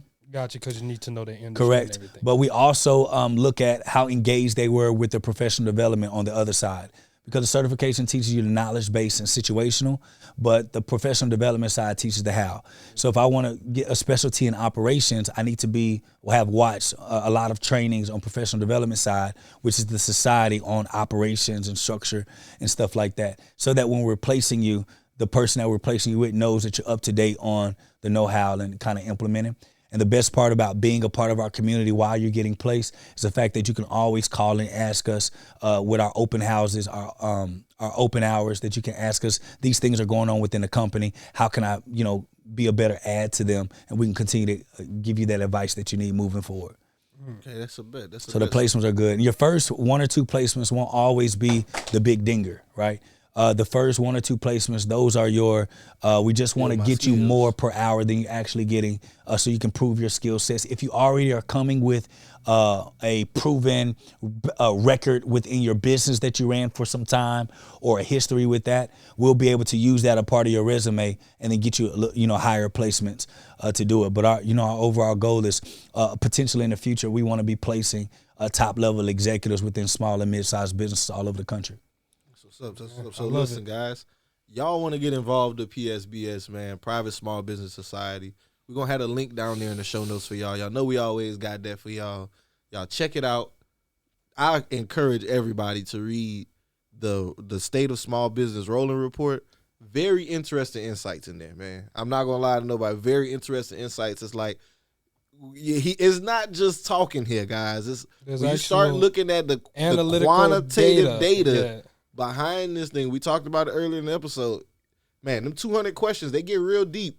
And a lot of them, the answers, I'm like, oh, shit. And you see the percentage of people what they're answering. You're it's like some of these no's are concerning. No budget? No financial plan? No, You don't know what a balance sheet is? Oh, no financial projections? None of that. I was like, yeah, man. I mean, you would think, too, like, because our business, we ain't making $2 billion plus a year. Yeah. You would think once somebody gets to that scale, that's considered a successful business, that this would be something that they're doing. But a lot of times we're out here just winging it. And they're hemorrhaging cash. McDonald's meets the Minecraft universe with one of 6 collectibles and your choice of a Big Mac or 10-piece McNuggets with spicy nether flame sauce. Now available with a Minecraft movie meal. At participating McDonald's for a limited time, a Minecraft movie only in theaters. And they are affecting their future exit or even successfully passing down their business to heirs or successors. And so I want to start this by I want to end my piece by saying this. J&D, is that this was built off of a broken place for me.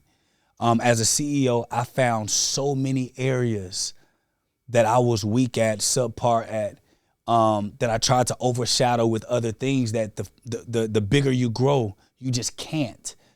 You have to train. And so fortunately and unfortunately, I learned my weaknesses and I grew from them from a $4 million loss.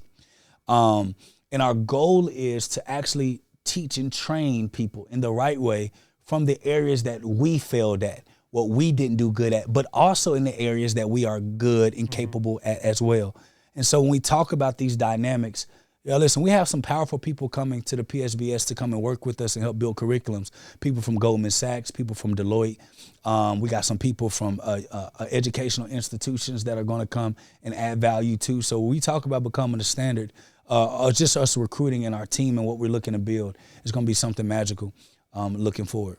Hey man, I'm excited to see where this goes. Once again, we're happy to sponsor this. Yeah, I appreciate that. Happy to just see what you guys are building over there and addressing a need in the market that needs. We to know be that a lot of small businesses are going to change through this, and we're going to strengthen the small business in America. Yeah, so that's good. I'm going for it, man. Yeah, I love it. Yes, indeed. So before we kind of get into the last segments of the show, it was something that we posted that I wanted to talk about today. So economists are predicting that the Fed is going to cut interest rates 6 times in the next year. They're saying that right now the economy is showing signs of cooling off. The jobs market is still pretty strong. 9.6 million open right now still, yep. Yeah, so they say it's a strong job market. And in terms of inflation, things have been slowing down. So I just kind of want to get y'all opinions on what do y'all think, how that would affect the business landscape, right? Because in this rising inflation and interest rate environment, we noticed it got a lot bleaker for a lot of businesses. Yeah. I know they said Black Friday this year was one of the biggest online, but nobody was in stores shopping. Yeah. And that's a whole nother aspect of it. So I just kind of want to get y'all opinion on what does that outlook from economists kind of think for you with business? The prices aren't going down though. You believe so? I seen a thing Joe Biden was talking about, like businesses are overcharging at this point because inflation is under control. Yeah, and prices aren't going down. And I don't see businesses going down on prices as long as we continue to pay. Yeah, ExxonMobil pulled the greatest finesse of all time. Hell yeah, a couple years ago. 2022. Yeah, they did. Yeah. Whenever gas prices was super high that summer.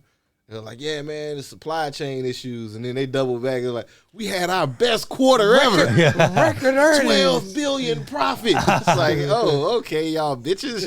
Yeah, facts. But the thing is that a lot of people are holding their breath for the market and prices to go back to what they used to be. Yeah.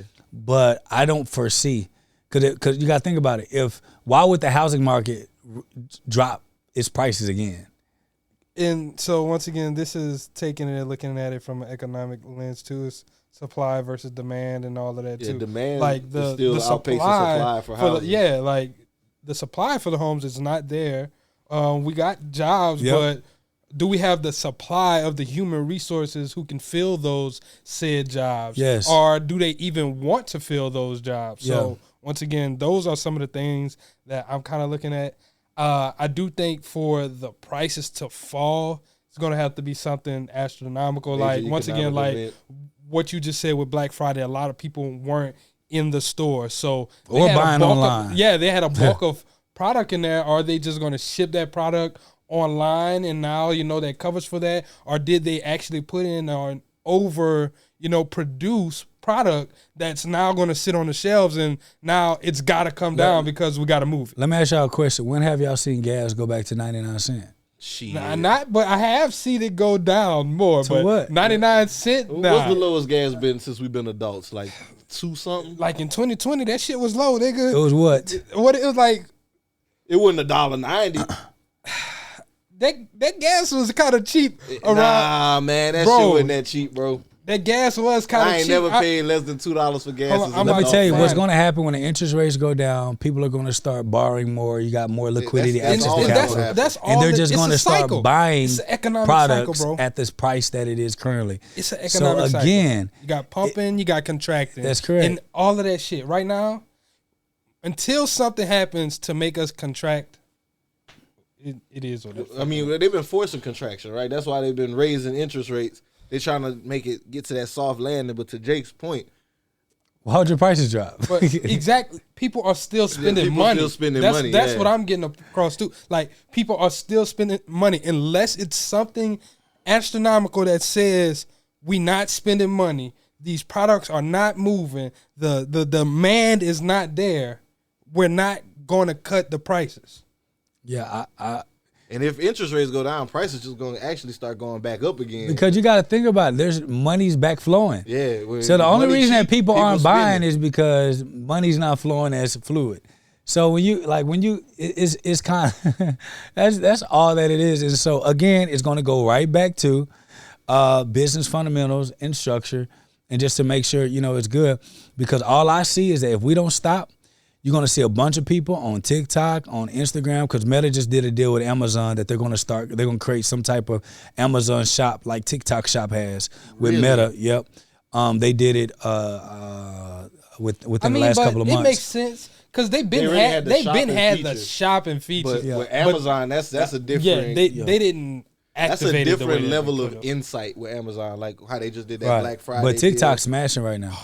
TikTok smashing. Talk about that. How much time we got left on this one? I mean, let's see. Oh shit. Yeah, TikTok smashing right now. And so you think about it. Now you got a bunch of influencers and people,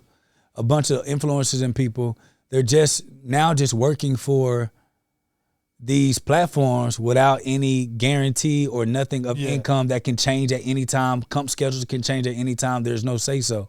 So if we don't fix small business America, everybody finna just be working for these big enterprises, and that's going to be working for a non-guaranteed paycheck enterprise. Fuck that.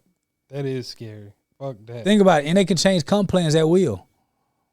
And they can change they can make it harder for you to get certain products sold, or there's so much stuff that can be changed. And you see so many people sure do be competing with them Amazon basics. Trying to tell you, bro.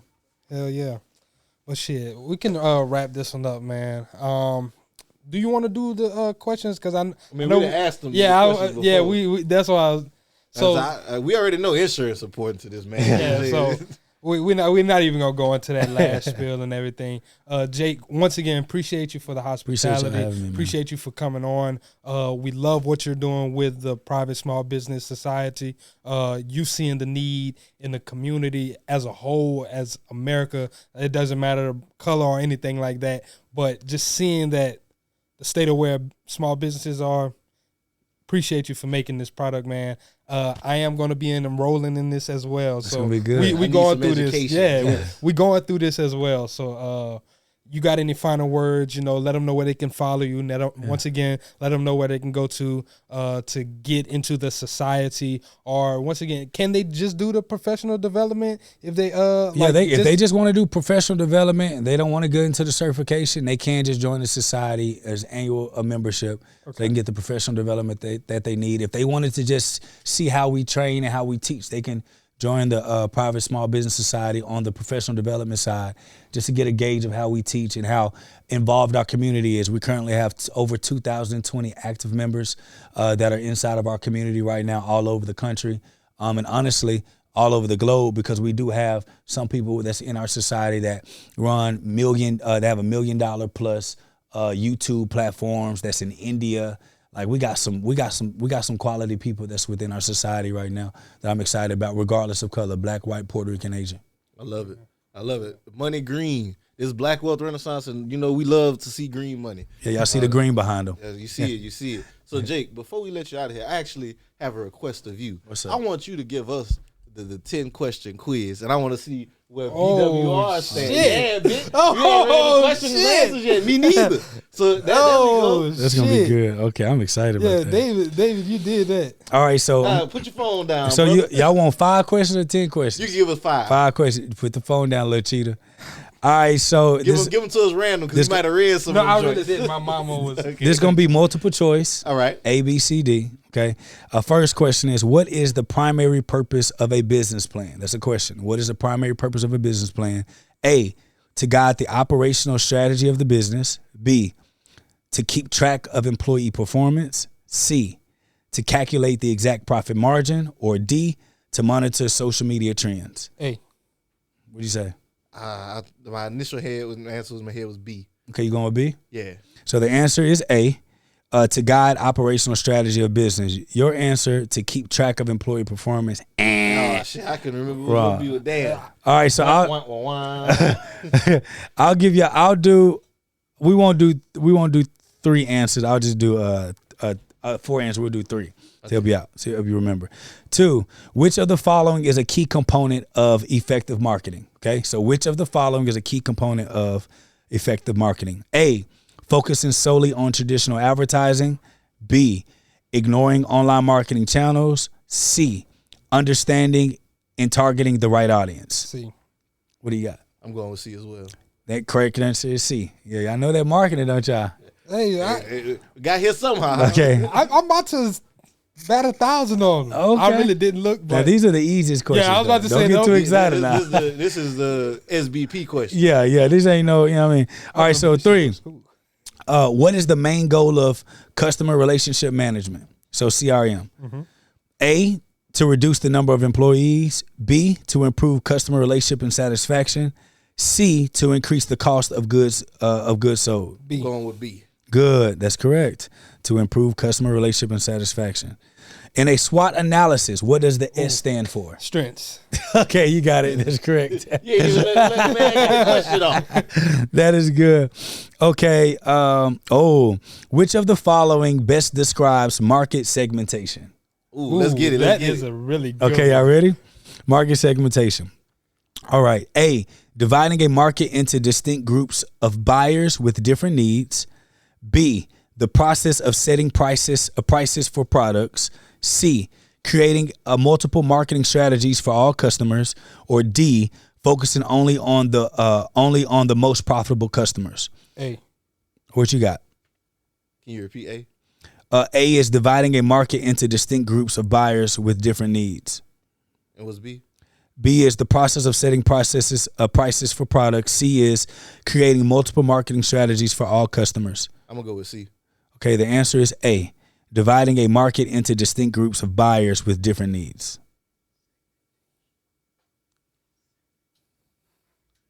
This bitch winked at me. Hey, we're done. Cut the show. I'm done. You got okay, no, let me stump him. Yeah, This is Stump Jalen. Right? Let's go. This is a series of Stump Jalen. All right, you ready? Which financial statement provides a snapshot of a company's financial position at a specific point in time? Okay. A, income statement. B, cash flow statement. C, balance sheet. D, equity statement. Okay, now repeat the question one more time. The question is, which financial statement provides a snapshot of a company's financial position at a specific point in time? A, income statement. B, cash flow statement. C, balance sheet. D, equity statement. Income statement. What you got? I'm going with C. The answer is C, balance sheet. Let's go. You got me. And we officially stumped Jay. Let's get it. Let's get I ain't it. gonna lie. Accounting was always my worst part. But Jake, brother, Once I heard that accounting question, appreciate it. Appreciate you got Jay me. said, I got this one. D said, I got this one right here. Hey, I do that one. I knew that. Oh, you talking about finances? Let's go. But man, again, this has been great, y'all. This was fun. So PSBS, y'all, lock in, tap in. Y'all need this knowledge. Obviously, you can see I could use a bit of it. Yeah. Marketing and finance, I got that shit down. When it gets to that operational stuff, We working on it. We working on it. There we go. We all works in progress. That's right. If y'all want to work on it with us, y'all go to thepsbs.com and y'all, man, sign up, brother. Y'all come join us in the community. I be in there every now and again. I might talk some shit. Yeah, there you go. You know what I'm saying? You know, come. Hell yeah. Hopefully we'll get them to make a couple of curriculums. Hey, I'm down. Social media marketing. Yeah, organic. I think that'll be great. Building it from the scratch. I think that'll be great. I got some stuff for podcasting too that I think that'll be great. I think that'll be amazing. Hey, let's make it happen. Got a few other ideas too. Okay. Wealth builders. Until next time, this is David and Jalen. Got Jake right here. Hey. Stop having doubts. Signing What's out. the point of having clout if you can't cash it out?